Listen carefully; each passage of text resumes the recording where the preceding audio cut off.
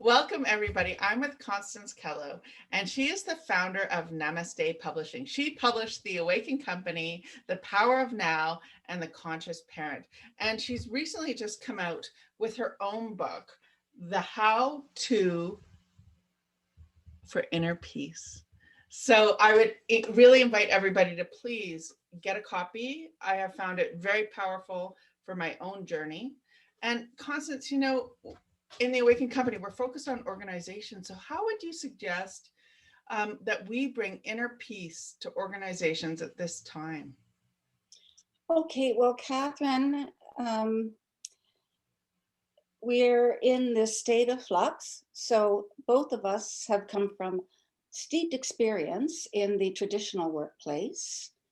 And that seems to be waning or changing or hybriding. We won't yet know until once COVID is under control what'll happen. But let's talk first about the traditional workplace, which is by necessity, when the company is very large, very hierarchical. And when you have that kind of hierarchy, you have a hotbed for the ego. The ego is that false sense of self. The ego feels separate from others, therefore feels it needs to compete against others, be better than others, try not to be less than others. And so it fosters separation. But the structure within traditional organizations, I believe, also fosters separation. Listen to the words: superior, manager. I think we need a new nomenclature. If we go back to the traditional structure, to the words we use every day are so powerful. I remember reading about the VP at Google, and he was allowed to give his own title, and he called himself Jolly Good Guy or Jolly Good Fellow. So imagine a company where you can all be in service, what that would do. It's just a shift of perception. There's no competition. There's just service to help others be more peaceful in their work and optimize, their contribution to the culture, to efficiency, effectiveness. I think you understand the importance of being of service. That in itself is such a reward. If that shift could take place within organizations, now we don't have to have a small organization to do that. We can have it throughout very large organizations if they adopt that service culture. Everyone is served and being served. How powerful is that? We have to go within. We have to anchor into our true selves. And as we do, we become more peaceful. And then if we go to work, because all affects all, we will naturally affect our coworkers in a very positive way. So inner peace to outer peace. If I got up in the morning and had to go to a toxic workplace, how would I feel?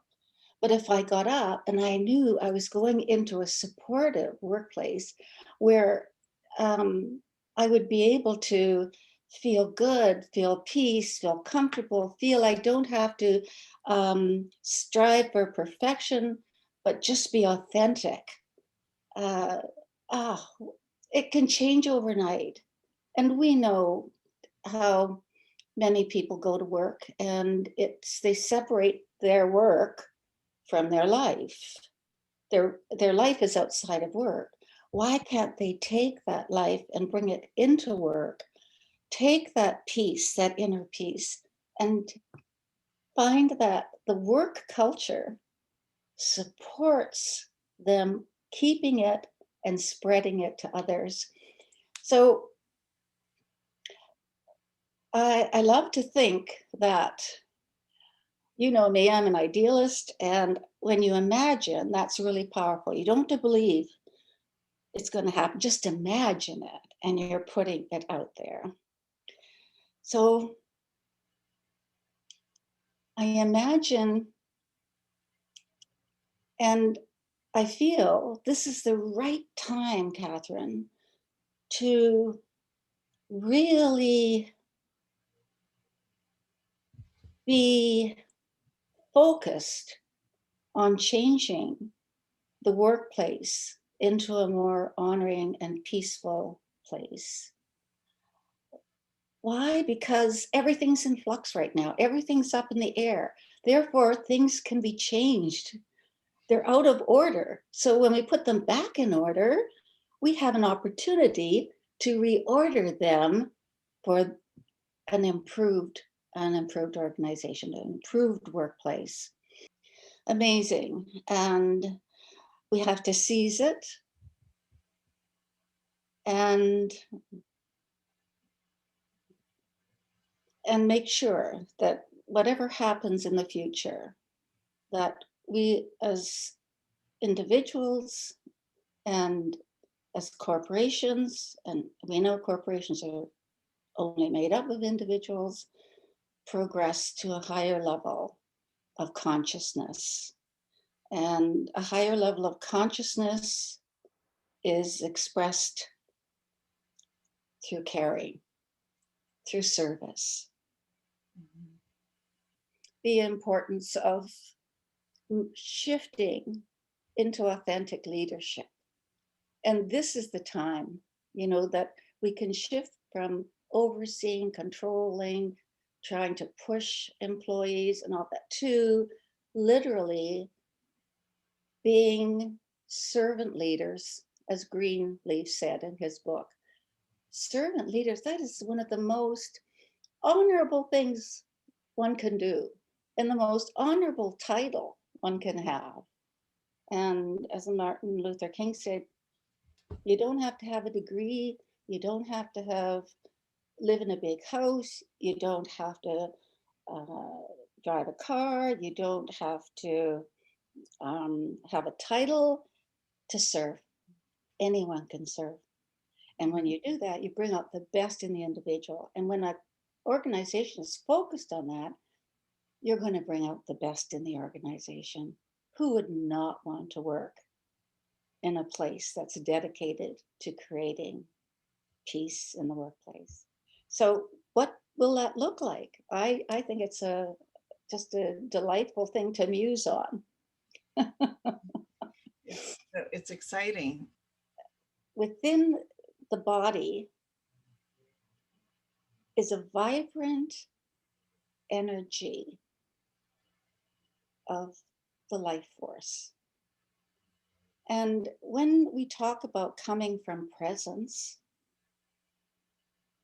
we mean that you are in touch with your inner body and at the same time present with a person in a situation. Anyone can, once you practice inner body meditation, and it becomes really a way that you are in the body after, literally.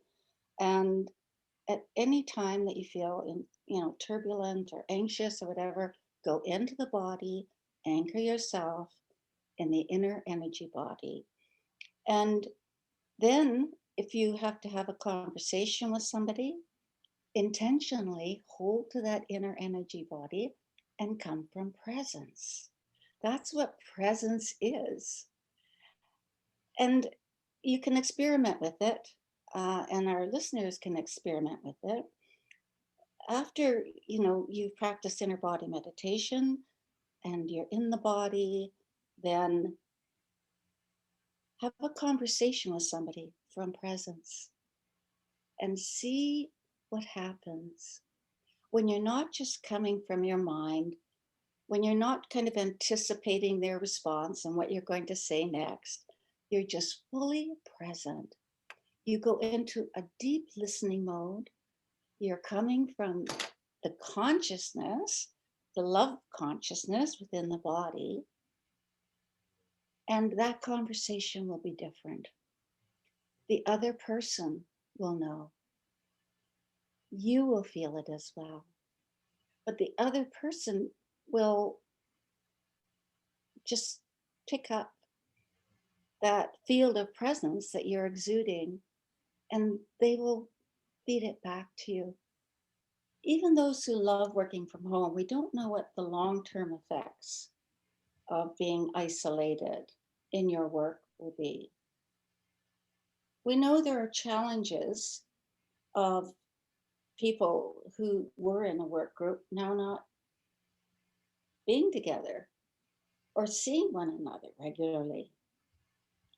And there's a sadness there, especially if you are close to your coworkers, really close. There's a sadness, there's a loss. And I think we got to acknowledge that.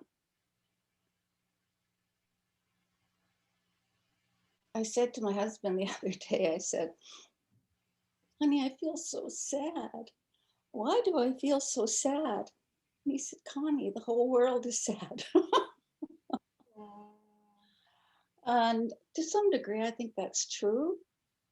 But when we come together, even in our sadness, we are strengthening each other. I like to go back to those little towns in Europe where the center was always the well, where especially the women came in the morning to get the water and they talked about what was going on, if there was a war, their concerns about their loved ones. They shared whatever with one another, and we need that.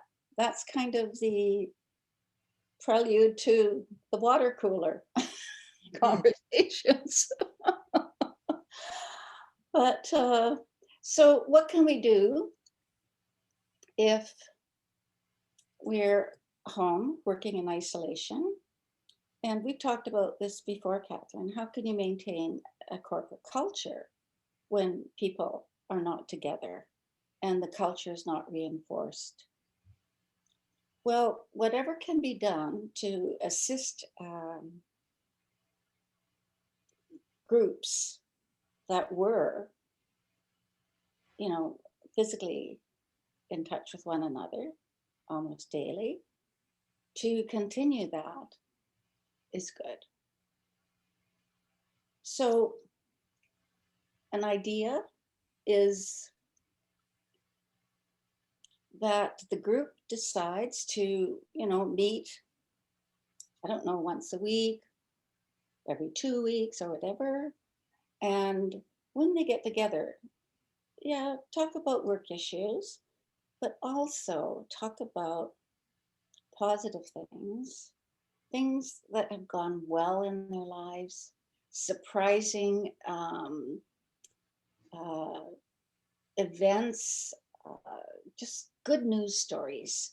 Because when we share and celebrate good news with others, there is a bonding there.